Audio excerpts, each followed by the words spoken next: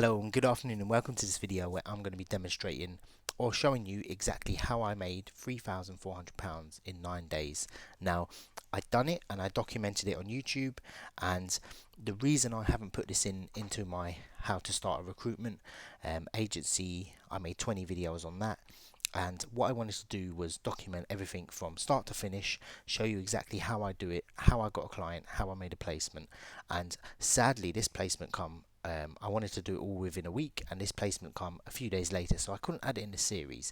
However, I've been recruiting from home, and I set up an agency simply to demonstrate exactly that. So I made a company called Nanozo, and what I done is I sent 100 emails out.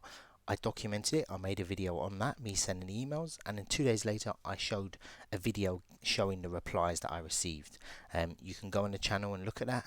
From that 100 emails I received, I got 3 clients. Now, one client um, filled the position directly or through an agency, I'm not sure, so that job went. I also got another client which gave me a large order of jobs. However, they're very fussy. I don't think what they're paying would warrant me finding the right person for them, and they weren't flexible on anything, so I've put it down as I'm not going to really work with them.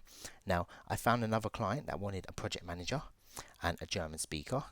They were able to interview remotely, and the position will be done remotely for the next 6 months, so it was quite easy to find someone for that. So it's a project manager role, and I'm going to show you the emails I received. So I found 3 candidates for that role, and what I done is I searched on LinkedIn only. I didn't do any paid job adverts.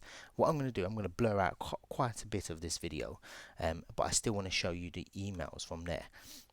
Now, if I scroll down, I'll show you the initial one. So I found the person's CV, I interviewed them, and what I done was I wrote here, hello, whoever the client is, please find attached. And as you can see, I'll refresh the page so you know I'm not fiddling with anything. These are real emails that have gone through, and I put it into a folder so we can see from there. So I put in bullet points. This person's CV is attached for the position. Recently made redundant, ability to work 30 minutes, this is his salary he wants. From there, he actually wanted 30k, but the position was paying up to 34 from that. Now, what happens was they had a presentation to do, and it said sadly it didn't meet the presentation expectations, please kindly reject him. So that was the first candidate that got rejected. From there, I didn't try and put up a fight. Phone call conversation 2 days later with the person, and or the talent acquisition I was dealing with, and this was another presentation. Thank you for sending it across. He completed the task. Sadly, his level of German doesn't meet the requirements, or his level wasn't the correct requirement. So as you can see from the email, please kindly note that we're not able to provide feedback. That should be hope that is right. I have not communicated with him. Please kindly follow up. So, which I did, obviously, from there. So, I'm going to show you the placement email, how I facilitated everything from there. So this is the same one. The person wanted 35. They actually got 34 in the end.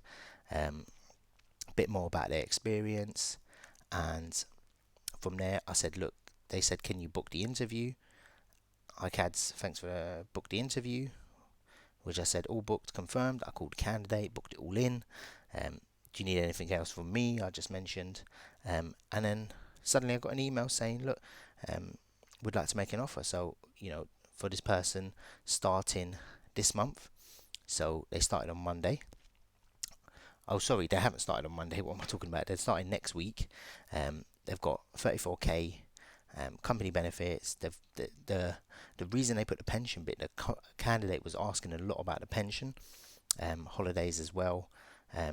If they accept, please confirm an email, contact number, address, which is perfect. And they want to send an offer letter out, which they're going to post. And yeah, I just sent, I called the candidate, spoke to the candidate, and I've confirmed from there. So hi, I can confirm that Susan verbally, I shouldn't say the person's name, sorry, accepted the offer. This is her address and everything. I said, are you able to copy me into the email? So I want to make sure she sends the contract, basically.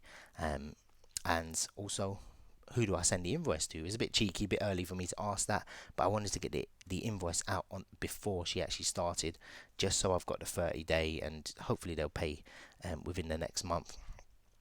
Could you please provide me the email address? So that's important because they might vanish from you, the communication might stop, and while I've got her on the line, so to speak, or there she's corresponding with me, I think it's much easier to catch her from there. So that's very simple. I mean, going back to how it all started, it took me 9 days from actually sending the emails to get the placement, which is a very, very good role. My commission for this was 3,400 plus VAT. I didn't mention the plus VAT from there, and this is exactly, I done this to show and inspire people how to actually do it. So just literally follow my methods. I've probably got about 30 people following this exact method, using my template, sending the emails, scheduling calls, using LinkedIn to find candidates. And this is the bullet point, or not the bullet point, this is the bulletproof way of doing it from home. It costs me less than £100 to set up, so I wouldn't recommend spending big money on job boards or buying this and that.